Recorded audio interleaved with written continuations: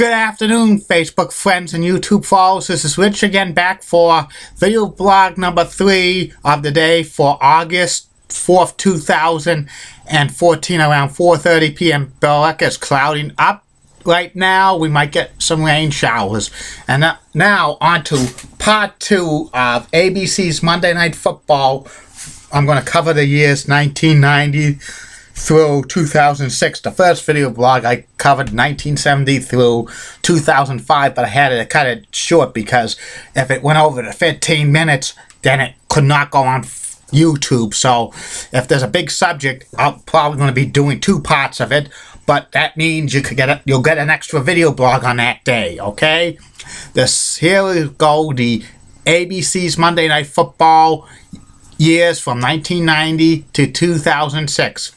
In 1990, ABC signed a new contract with the NFL to continue to carry Monday Night Football games through 1993. And part of the deal, they got Super Bowl 25. Plus, the NFL expanded their playoffs from 10 to 12 teams. So they got, in this deal, a wild card games on Saturdays.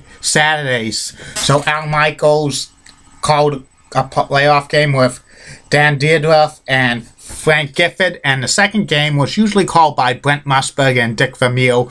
And Brent Musburger hosted Super Bowl 25. The ratings of Monday Night Football continue to be in the top 10 for TV shows. It was continuing to get great ratings. Plus, Al Michaels just basically did Monday Night Football for ABC 1990 when ABC lost Major League Baseball to CBS. And by 1994, ABC renewed their Monday Night Football package for another 4 years. And they got Super Bowl 29, plus Brent Musburger was added to the Monday Night Football as a halftime host. And this was also the first time that Monday Night Football had a sideline reporter.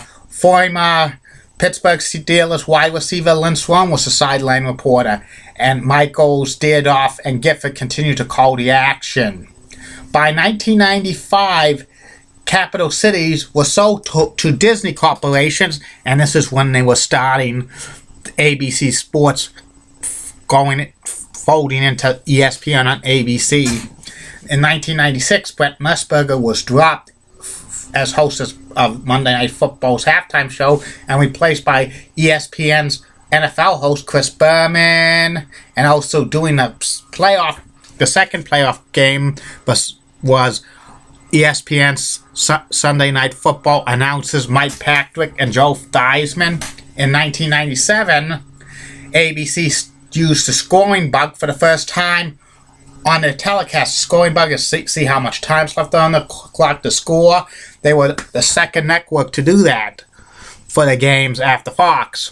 And in 1998, the NFL continued its extension on Monday Night Football for 8 years, and ABC finally got into Super Bowl rotation. They got Super Bowl 34, Super Bowl 37, and Super Bowl 40 through the contract, and continued to get the wild card playoff games on Saturdays.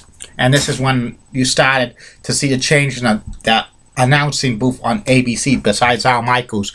1997 was the last year Frank Gifford was on Monday Night Football doing the color. He moved to a feature role on the beginning of Monday Night Football. He was only featured on one segment. He only lasted a year on that. He was gone. Replacing Frank Gifford was former Bengals quarterback Boomer Esiason.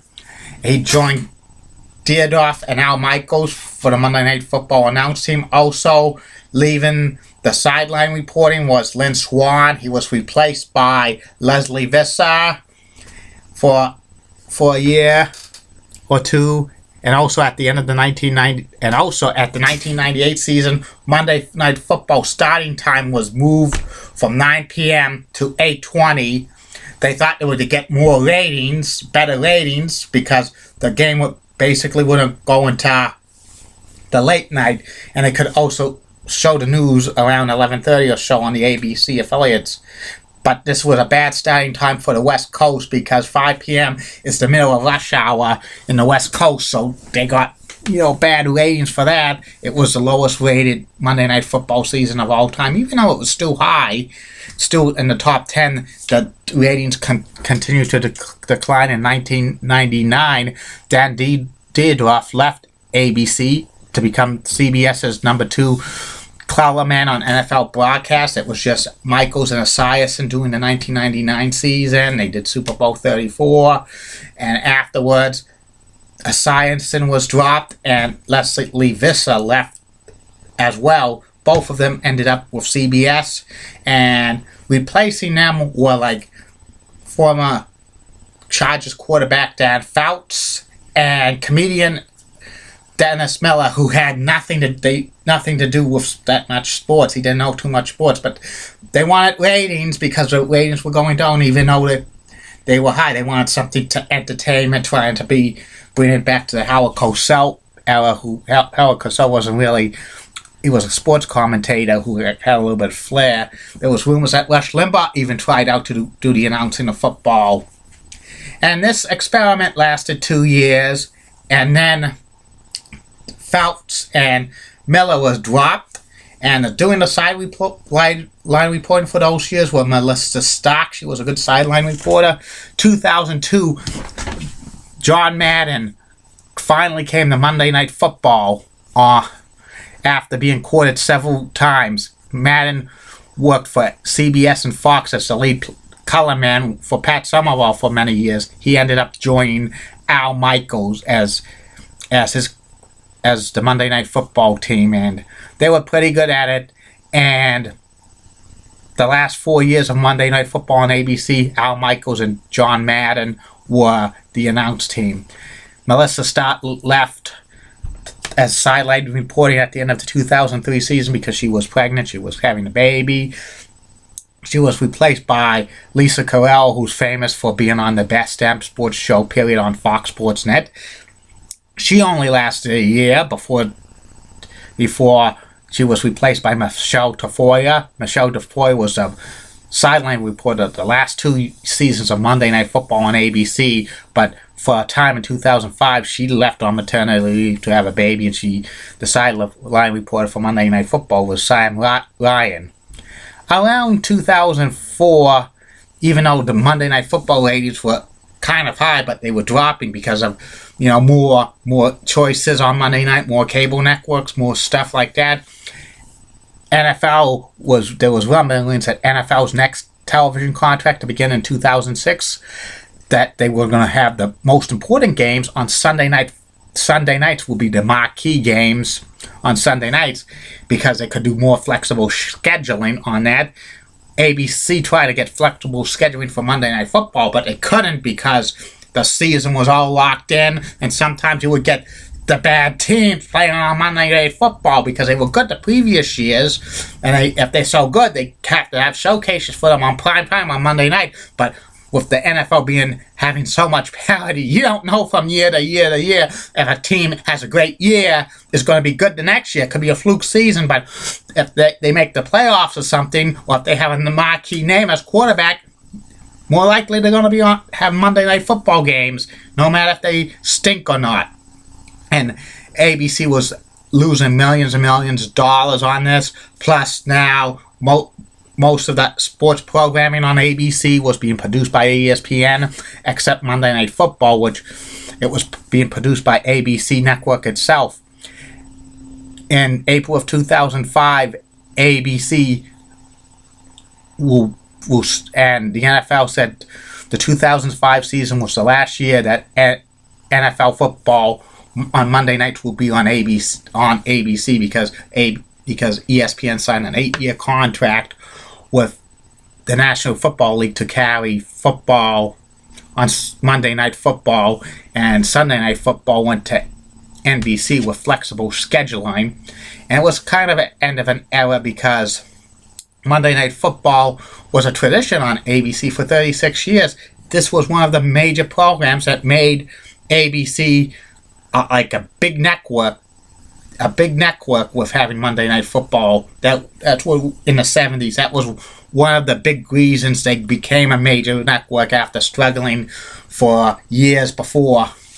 And the last Monday Night Football game was December 26th, 2005, between the New England Patriots and New York Jets, and that's famous for having the two oldest quarterbacks ever to play in one game. The Jets had Vinny Testaverde, who was 42, and the Patriots had Doug Flutie, who was 43 at the time, and they brought back Don Meredith and Frank Gifford for the final Monday Night Football game on ABC. It was an end of an era. And the last football game, NFL football game, the ABC ever produced was Super Bowl 40, the Steelers and the Seahawks. And that's the last football game on ABC to date. And I doubt we'll ever see another NFL game on ABC ever again, because of ESPN now is on ABC. But you never know. You just never know what the future holds. Monday Night Football is probably the best primetime sports programming of all time, and it has great memories, and it's famous for "Are you ready for some football?" It's strange to see ESPN have Monday Night Football, but people have gotten used to it. This is now this 9th season of having Monday Night Football on ESPN. Everybody's gotten used to it, but still there's a lot of people who wished ABC still kept Monday Night Football, but they don't want to endure millions of dollars of losses every single year. And I'm hearing that ever since Monday Night Football's been on ESPN, they've been turning a profit because they get subscribers and more advertisement. So that's about it. I'll be back later for my 4th and final video blog of the night. See you later, Facebook friends and YouTube followers. Bye.